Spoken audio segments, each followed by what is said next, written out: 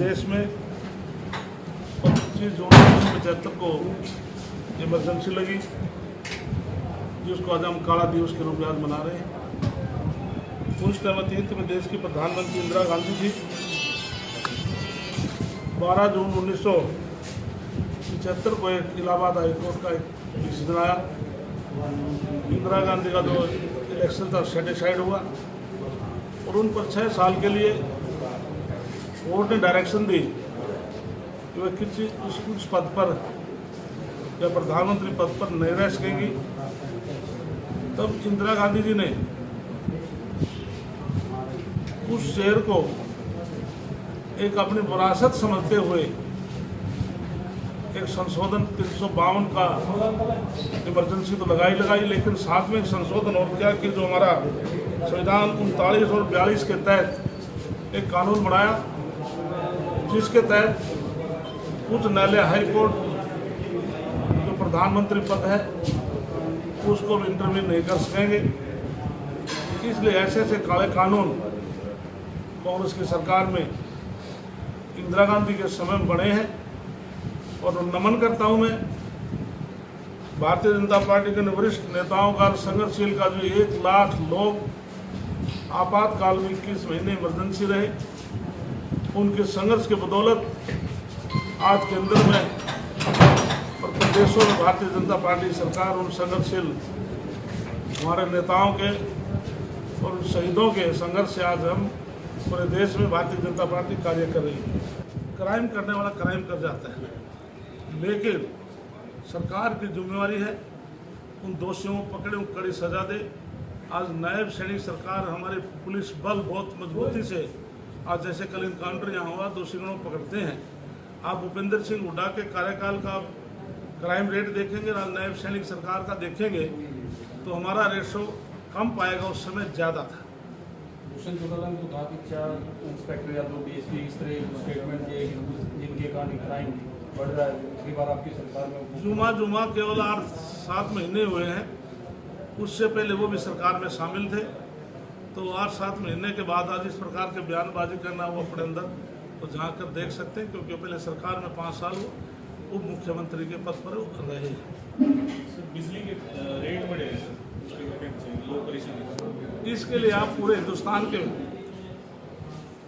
मैं 15 साल तक का कह सकता हूँ, 15 साल में हरियाणा प्रदेश ऐसा प्रदेश है जिसने बिजली के रेट नहीं बढ़ाए।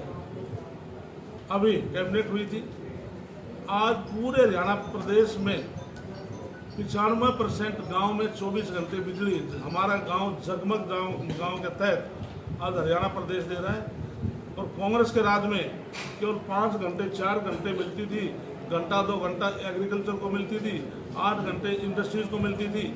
आज चाहे इंडस्ट्रीज है, चाहे हमारे डोमेस्टिक सप्लाई है, हम 24 घंटे बिजली दे रहे हैं। और हम आज एक सुविधा भी दे रहे हैं, जिस प्रकार से हमारे किसान भाई हरियाणा प्रदेश में डेरा ढाणी में ज़्यादा रहते हैं, जो लाल डोरा खेल 1 किलोमीटर के रेडियस में है, हम पहले उनको 8 घंटे सप्लाई मिलती थी, अब हमने 24 घंटे सप्लाई दे रहे हैं। इससे बढ़ाकर नायब सैनिक कर दिया कि जो 5 किलोमीटर तक भी किसी लाल डोरे से बाहर जो किसी किसान का जो डेरा है, पहले हम 11 जो जहाँ पर मकान होते 1 यूनिट मानते थे, आज हमने कहा कि एक किसान है, उसके 2 बेटे हैं तो 11 घर क्यों बनाएगा। एक डेरे के ऊपर 11 व्यक्ति हैं तो उसको 1 यूनिट मानना है, हम वहाँ पर 24 घंटे बिजली दे रहे हैं। धन्यवाद सर। इसलिए हरियाणा प्रदेश में अब तक 22 माह ग्रामों में हमने काम शुरू किया, हम सीवरेज दे रहे हैं, वहाँ पर पानी की उसकी जो शहर की सुविधाएं हम दे रहे हैं। 22 गाँव हमने लिए हैं, आपने मेरे विभाग की बात छेड़ी है। हमारा पंचायती विभाग ने हमने फ्लेक्सी प्रोग्राम लिया है। 6225 पंचायत मेरे पास है, 6225 पंचायत में अटल ई-लाइब्रेरी हम खोलने जा रहे हैं। उसमें हमारे बेटियों को वहाँ पर तैयारी करने का अवसर मिलेगा। हुड्डा के 10 साल के राज में 86,000 नौकरियाँ मिली थी, पर्ची और खर्ची से मिली थी, लेकिन हमारी सरकार में बगैर पर्ची बगैर खर्ची के 2.25 लाख नौकरियाँ हमने दी हैं। इसके अलावा हम हर गांव में महिला सांस्कृतिक केंद्र खोलने जा रहे हैं, जिसमें महिलाएं उस स्थान पर बैठकर भजन कीर्तन कर सकेंगी। हर गांव में हम इंडोर जिम खोलने जा रहे हैं, 250 गाँव के अंदर हमने खोल भी दी। और 1407 गाँव में हमने फिरनी पक्की करके स्ट्रीट लाइट लगाई है।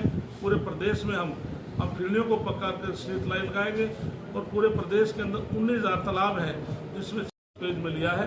और पूरे प्रदेश में जो शमशान घाट है, कब्रिस्तान है, उनकी 4 दीवारी रास्ते को पक्का करेंगे, पीने का पानी प्रबंध करेंगे, शेड बनवाएंगे। और इसके अलावा पूरे प्रदेश में हमारे जो किसान भाई हैं उनको किसी प्रकार की असुविधा ना हो। मेरा विभाग जो 3 क्रम तक के जो रास्ते खेतों के जो सिजरा में है, हम उनको, मेरा विभाग पंचायती विभाग, हम उनको पक्का करेंगे। ये हमारी योजना है। धन्यवाद।